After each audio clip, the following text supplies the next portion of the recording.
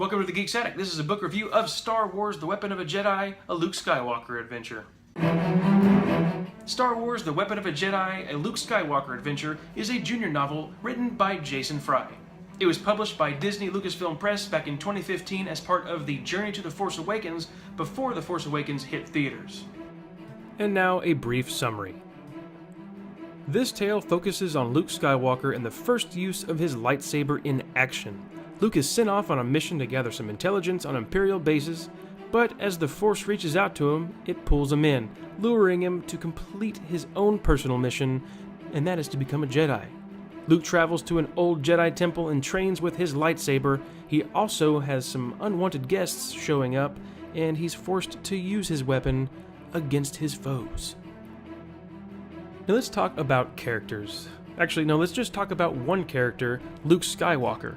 I do not like the way that he was written in this book, just like all books that I have read with him in it, be it canon or legends. They've always make him so boring. He's always getting injured. He's just ignorant. I don't like it. Just so boring. And that sucks because he's actually my favorite character in the films. I wish he was just written better. Now there is one thing about him that I'm really sad for him, and that's his thoughts on who his father is. He thinks he's such a great guy, he's such a great Jedi, so powerful, so awesome.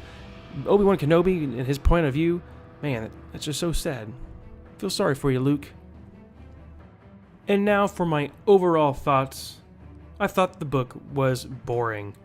Wild animals are involved in the so-called climax. They gather around Luke in a protective ring, giving him a knowing look of, "We got your back." I'm so bummed out by this book. I really wanted this one to be great. I saved it for last, hoping that it was going to be something spectacular, but it wasn't. I think this story would have been more entertaining as a comic. Seeing Luke use the lightsaber would have been cooler than reading about it in a junior novel.